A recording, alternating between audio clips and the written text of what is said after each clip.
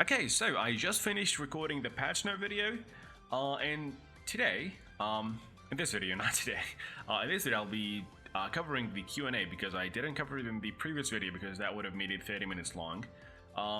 Alongside the patch notes, they actually they released the Q&A session, which is really good.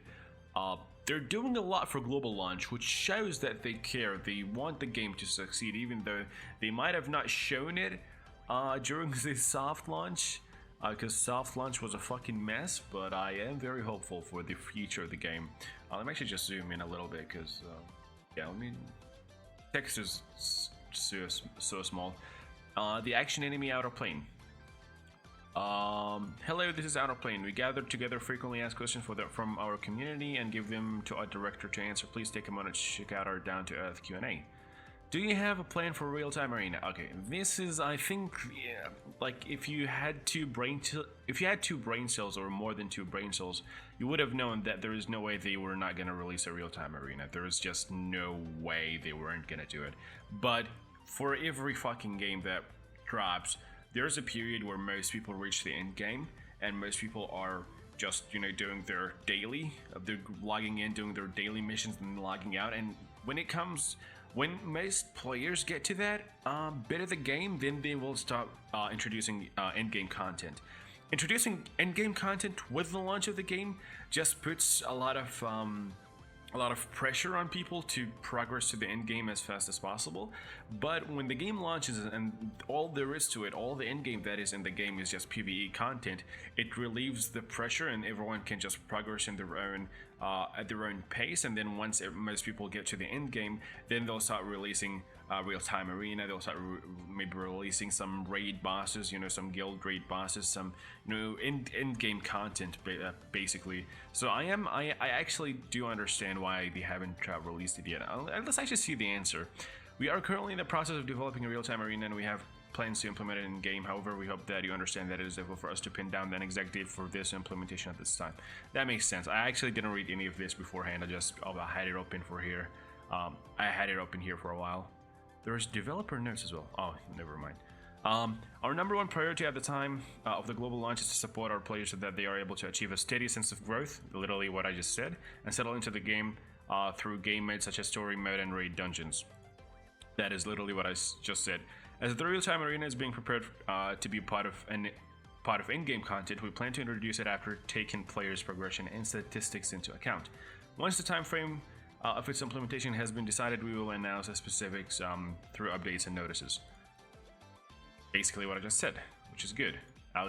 They are aware, right? They're not, even though they are an indie dev studio, they still know that it is definitely not the right time to release this type of content, right?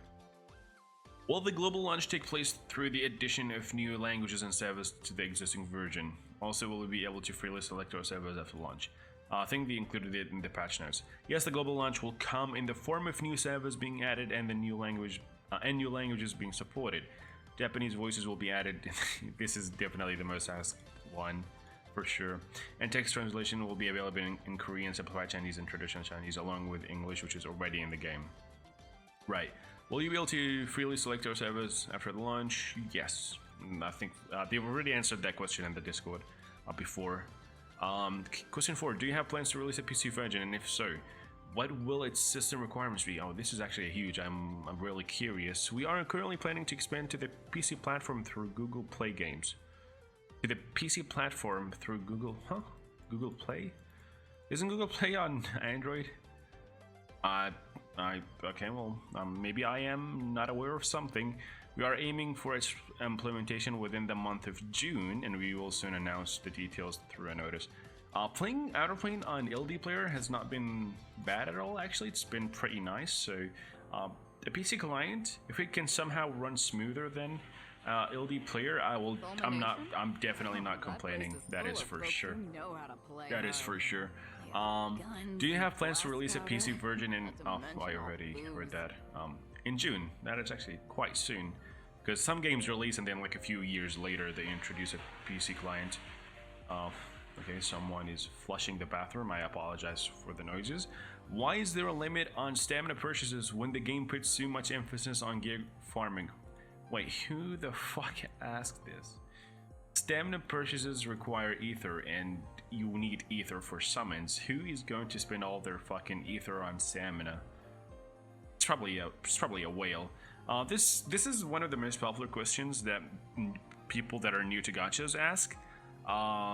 Especially if they come from an MMO where there is no limitation on what you can do, on the farming that you can do. Most of the time, anyways. It is pretty simple, right? Gacha games are a lot of the times catered towards people that are spending, right? If you make it unlimited stamina refreshes, there will be people that will reach the end game within the first day, I believe. Like within the first day, they'll have like 60,000 CC. They'll be farming Glycis 10. They'll be, you know, just way ahead of everyone else. That at that point you're not even going to hope to compete against them, right? And then like give it a few weeks, and they'll have literally the perfect gear, and no one will be able to even come close to where they are. Pay to win, like whales, already have an advantage in gachas as is. Giving them even more of an advantage is just asking for a dead game, pretty much. If whales are so much like so out of the league from everyone else, at that point the game just becomes pointless. It's just a whales game at that point. The question is pretty dumb, but I'm assuming a whale asked this question. I am assuming, or just someone that is new to gacha games. Okay, analyzing other similar turn-based games with respect to new players' experience and service longevity has led us to the conclusion that the factor most responsible for the continuously widening gap in power between users was a system that allowed for gear farming with no limit to stamina. Right.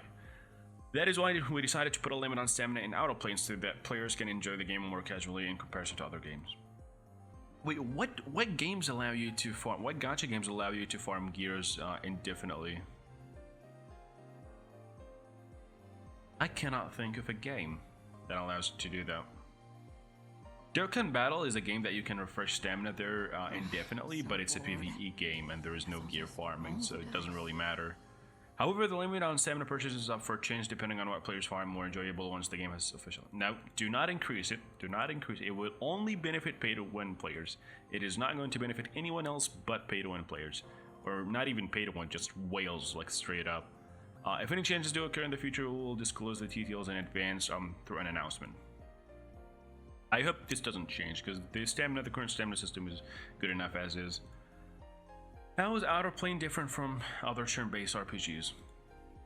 Well, the only difference that I can think of is burst skills, chain effects, dual attacks, companion effects, finisher effects, starter effects. How are you gonna call a lady and then just ignore her? The elemental advantage and whatnot is basically existing, has been existing ever since gachas were introduced, pretty much.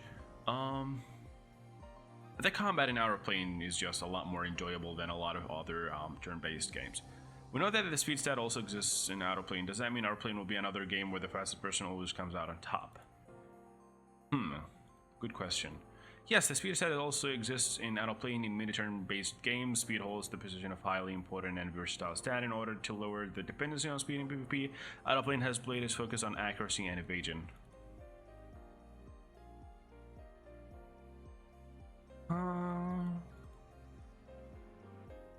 I mean, accuracy. I don't think accuracy and evasion fix the speed test problem. It's like playing PvP is literally just a speed test, right? You're just seeing whoever has the more units with more speed, and it will always be like that.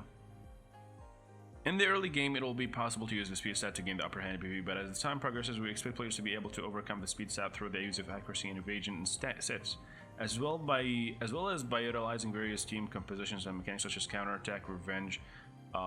Additionally, we will continuously monitor PvP so that various team compositions and strategies become viable.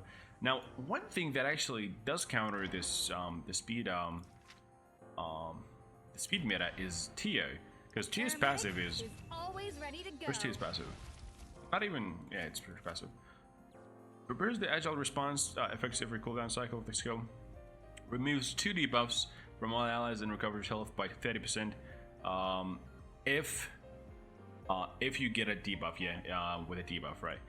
If, for example, Valentine uses her S3, you combine it with her special gear, right? Which is the best, for now, it's like one of the best special gears in the game. When using basic first aid, increases the priority of all allies by 20%, which is the basic first aid is her skill 2. So basically, if you get debuffed, or if Valentine reduces your priority, we're just going to be regaining all of it back and more. If Valentine's S3 is not maxed, I believe. So, wait, where's Valentine? Have you got business with me, kiddo? Valentine's skill. Yeah, if Valentine's S3 is not maxed, she's only going to be reducing the priority by 15%, so you're going to actually be increasing in priority. But if it's maxed, you're only going to be reduced by 5%. Like skills like that, like Tia's, just counter speed teams a little bit, but everyone's using Tia, and she's a free character, so it's not really a total fix. It's just like one step closer, I guess.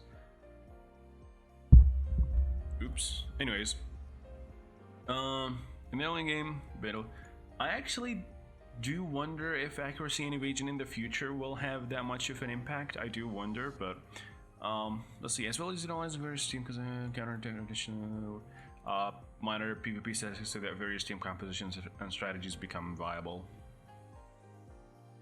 I really do wonder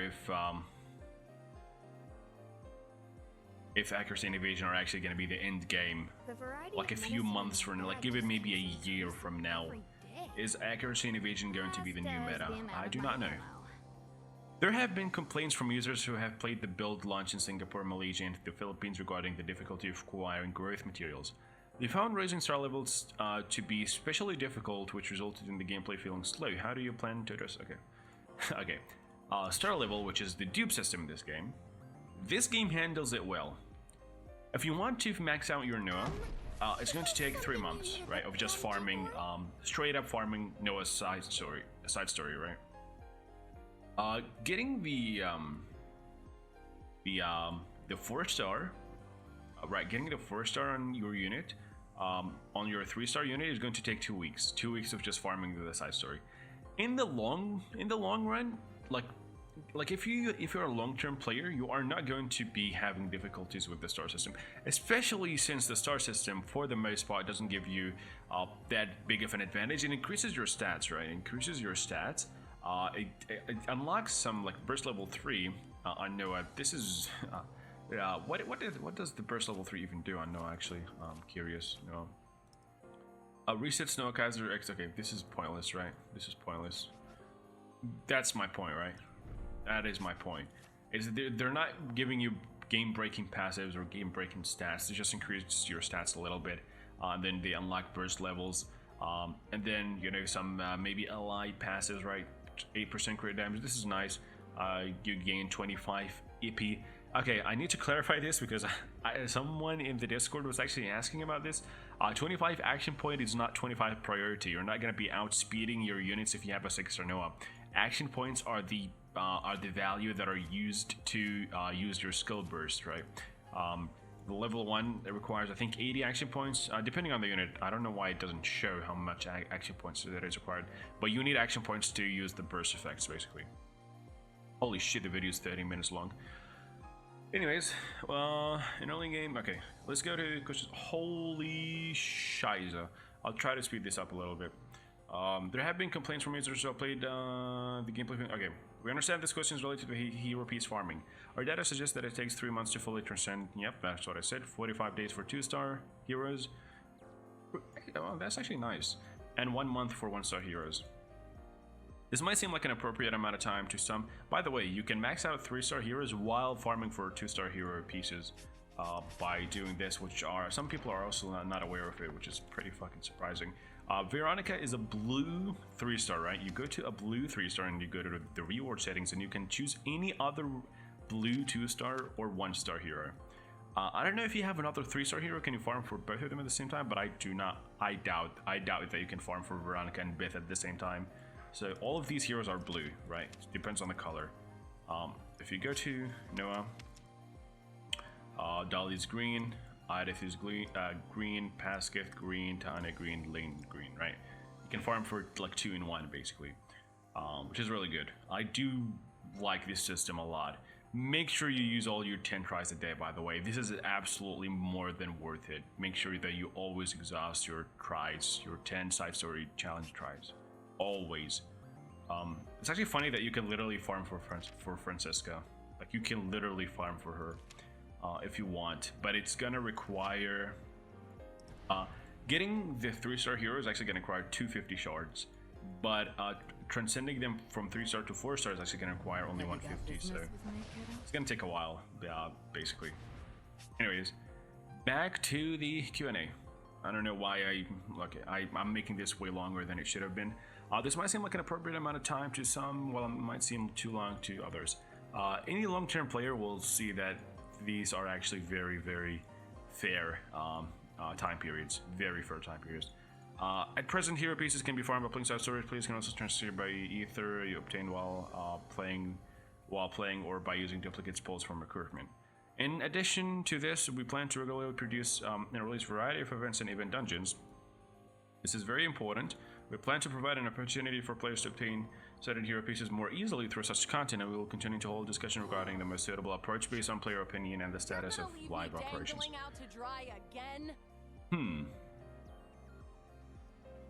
This is, I didn't expect hero pieces to be gained from events, but I'll take it. I'm not complaining.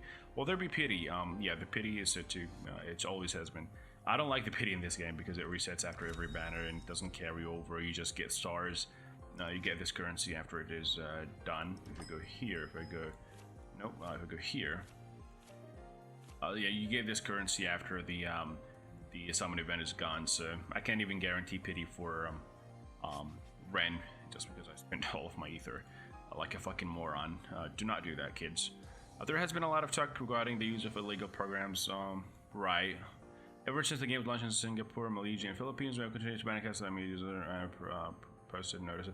There has not been a single cheater that has not been banned, by the way. I'm just telling you, if you're like afraid about cheaters, if there has been rumors that cheaters just roam free in OuterPlane, it is bullshit. It is not true, because not a single cheater has not been banned. So their anti-cheat system or their anti-cheat team is actually putting in some actual good work. Once the usage is identified, we first make a record of the relevant data, then proceed with the administrative action after the additional investigation. Please note that we adhere to the steps outlined previously, and immediate administrative action without the saving of records leaves open possibility for the users of illegal programs to abuse the system. We will continue to do our best to ensure that enjoy playing in an as-abundant environment. Right. Cool. Question 10. Will there be pets? Currently we have no plans, however we do have plans to provide a system where players can obtain SD character through Event Dungeon. What is SD character?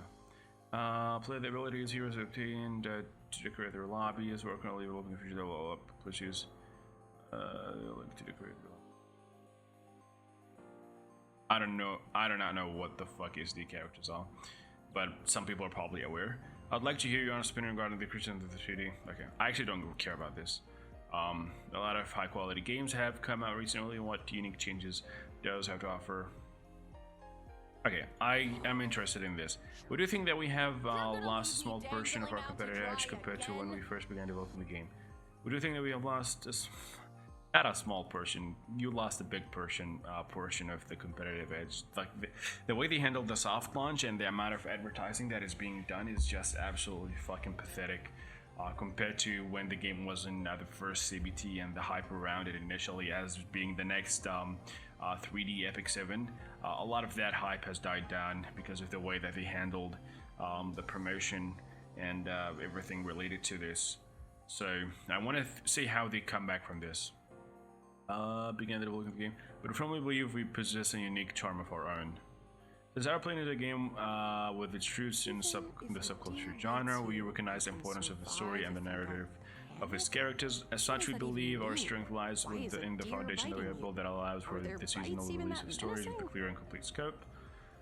We will ensure that stories do not take too long to play out and that they are not dragged out to the point where players become unable to recall past narratives. Additionally, since our players our developers have invested many hours in ensuring that monsters come out with diverse patterns and that the players have the opportunity to feel a sense of accomplishment through the building, then of optimized team composition to challenge them. We believe that this provides us with a sufficient competitive edge.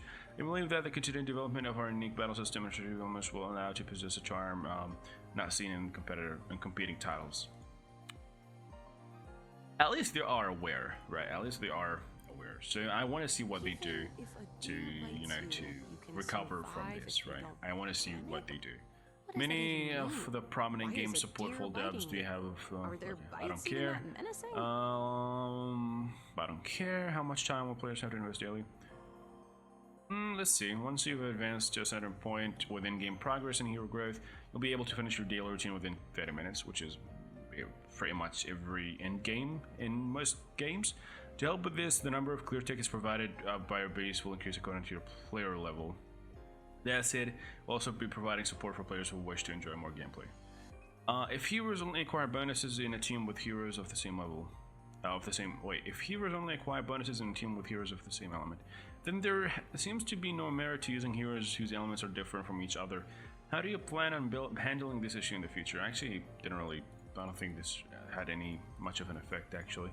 Content such as raids are designed to be tackled with single element compositions.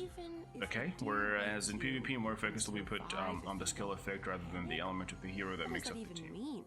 Why is a deer biting you? I've been able to beat every single content in the game using different element heroes, right? This is my team, right? It's like 2 reds, 1 blue, 1 green, so that wasn't even my team actually. The team that I beat PvE with was I either used Eva or I used Dolly, right? They don't have equipment on, so that's why there's basically no CC. But then I've been just using this team to just farm stuff. Anyways, kind of such as raids designed to be on single element composition. Okay, I think the game would be much more enjoyable if maximum stamina was about 180. I do agree. Every time I wake up, my stamina is over capped. So, oh, nice.